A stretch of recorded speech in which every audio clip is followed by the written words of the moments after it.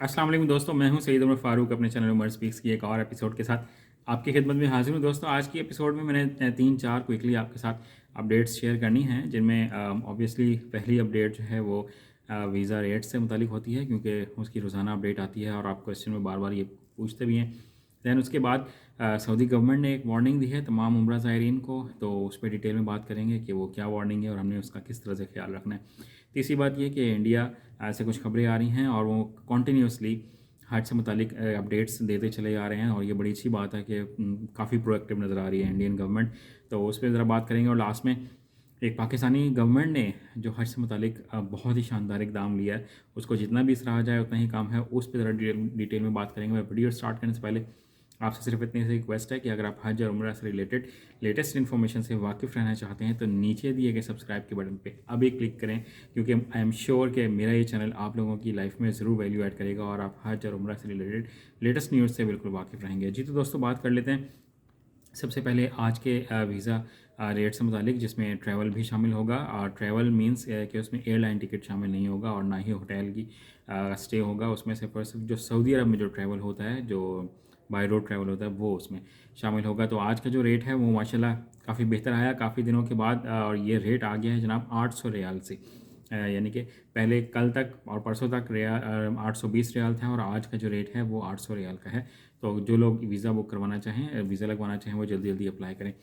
Then second update की अगर हम बात करें तो वो आई है जनाब सऊदी गवर्नमेंट की तरफ से, और उन्होंने बड़ी स्ट्रिक्ट वार्निंग अब इशू कर दी है तमाम उम्रा ज़ायरीन के लिए कि आप जब भी उम्रा करने के लिए आएँ मक्का मुकरमा, और जब आप हरम शरीफ में दाखिल होना चाहें उम्रे की नीयत से, और जब आपने एहराम बांधा हुआ, तो आपके पास उम्रे का परमिट होना लाजमी है। और अदरवाइज़ अगर आप ज़बरदस्ती दाखिल होना कोशिश करेंगे तो उसमें बहुत से लोग बहसबाजी करते हैं, और जो सिक्योरिटी वहाँ खड़ी हुई होती है उनके साथ भी बहस भी करते हैं और तल्ख़ कलामी भी होती है। तो उससे बचने के लिए सऊदी गवर्नमेंट ने ये लास्ट वार्निंग जारी की है कि अगर आप परमिट लेकर नहीं आएंगे और ज़बरदस्ती एंटर हो जाएंगे या एंटर होने की कोशिश करेंगे तो उस पर आपको जुर्माना हो सकता है।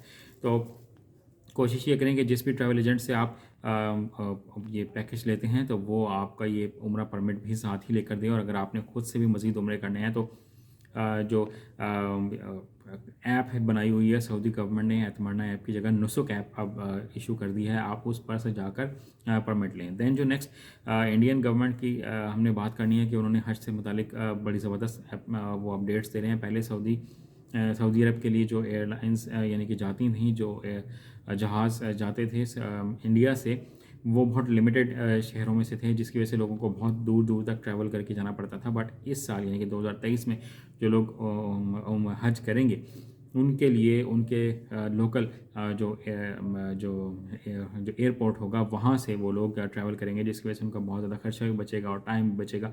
और इसके अलावा उन्होंने कहा है कि जो पहले छतरी के लिए और जो बाकी कुछ छोटी छोटी चीज़ें होती थी उनकी उनकी वजह उनसे हज़ारों रुपये ले लिया जाता था इन छोटी छोटी चीज़ों का, वो अब तमाम मुफ्त प्रोवाइड की जाएंगी, जिसकी वजह से हज के जो एक्सपेंसेस हैं इंडिया में वो काफ़ी कम होने जा रहे हैं।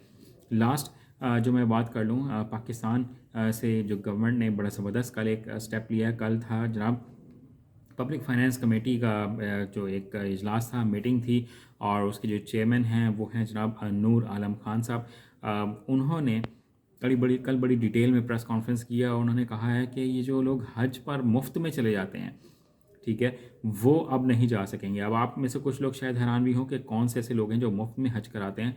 तो ये बहुत बड़े बड़े ब्यूरोक्रेट हैं, उनकी फैमिली, उनके एम्प्लॉयज़ तक, उनके बावर्ची, उनके ड्राइवर, उनके जनाब माली बेलदार, ये तमाम लोग मुफ्त में हज करके आते हैं। और इनसे भी एक स्टेप आगे ये जितने भी हमारे पॉलिटिशियंस हैं और बड़े बड़े अफसरान जो हैं, वो ना सिर्फ खुद फ्री में हज करके आ जाते हैं हर साल, बल्कि उनकी पूरी पूरी फैमिलियाँ और उनके एम्प्लॉयज़ और उनके जितने भी वफादार लोग होते हैं वो तमाम अपनी फैमिली समेत फ्री में हज करके आते हैं और वीआईपी किस्म का हज करके आते हैं।